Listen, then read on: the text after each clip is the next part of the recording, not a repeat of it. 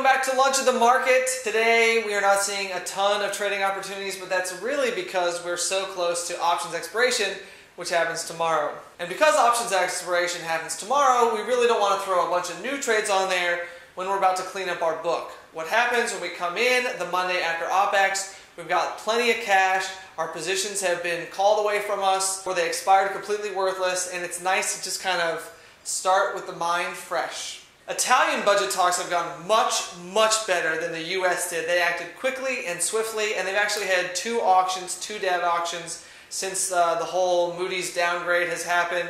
They've gone off well. Sure, they're paying a slightly higher yield, but the bottom line is they are nowhere close to a situation like we saw in Greece. Meanwhile, in the US, we apparently can't seem to get our flipping act together. Note to anyone in the US government, and we know you're watching, pay your flipping bills!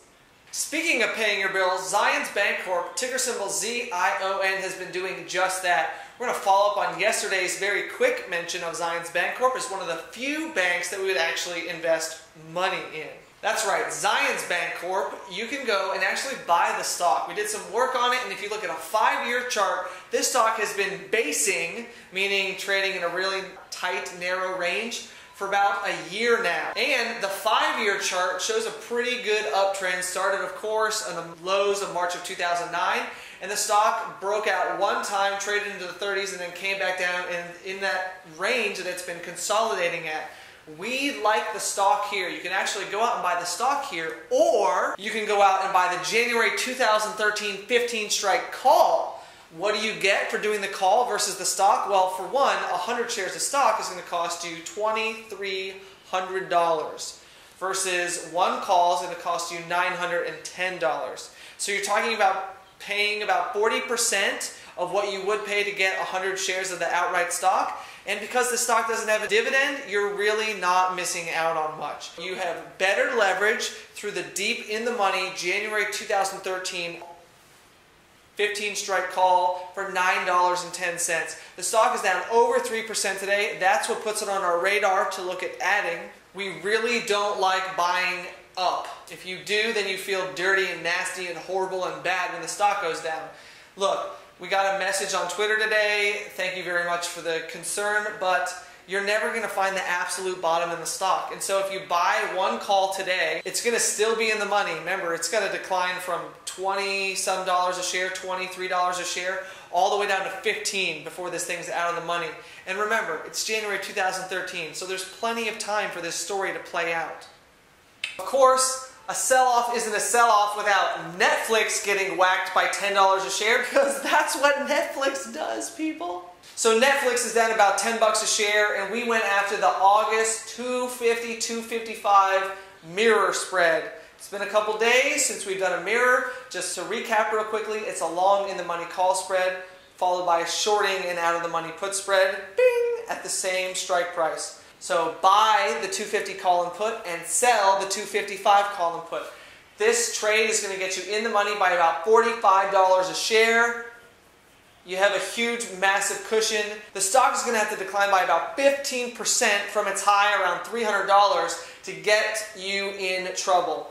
The stock can stay right at 255 as long as it does. This trade's worth $5. We paid $285 to do it. That is a muy bueno risk reward. This trade should be over in about 37 days for August options expiration, and they report earnings on around the 27th of July. We should actually see a quarter from Netflix before this trade is over. Quarter good, trade should be just fine. Quarter bad, again, the stock has room to go down. It just can't go down a ton. If it does, of course, there's always trade repair. So follow us on Twitter or like us on Facebook. We like to say if we get you in, we try to get you out. So if we have to make adjustments to the trade, you're going to know about it, and we'll let you know via Twitter and Facebook and here on Lunch of the Markets. Remember, Google reports after the close today. This morning, we bought back all the put spreads that we were short in Google. Remember, earlier on Lunch of the Market, like weeks ago, we had an iron condor on there, which a 480, 470 short put spread, and I don't know, 540, 550 short call spread. We bought those back. Can you believe people actually made fun of us when we bought those call spreads back for 70 cents? Haha, sucker!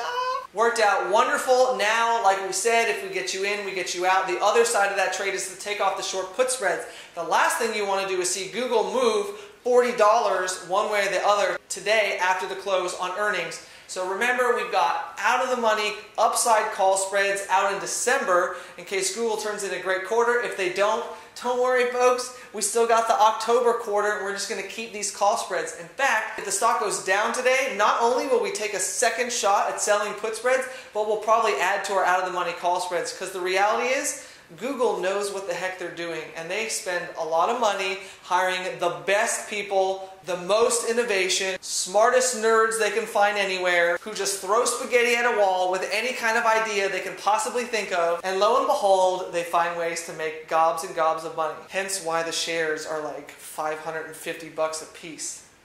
Don't forget, tomorrow is options expiration. It's the final countdown.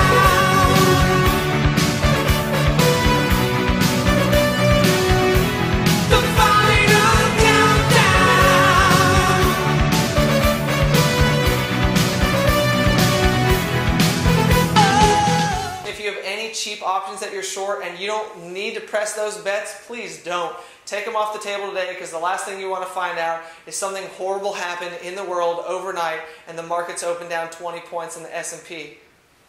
Alright, thanks again for joining us on Lunch of the Market. Don't forget, follow us at MO Financial on Twitter. Like us on Facebook, because that's when you're going to get articles from Lunch of the Market directly sent on the web, available to read. Watch the video. Have a great afternoon, and we'll see you tomorrow for our OpEx Friday.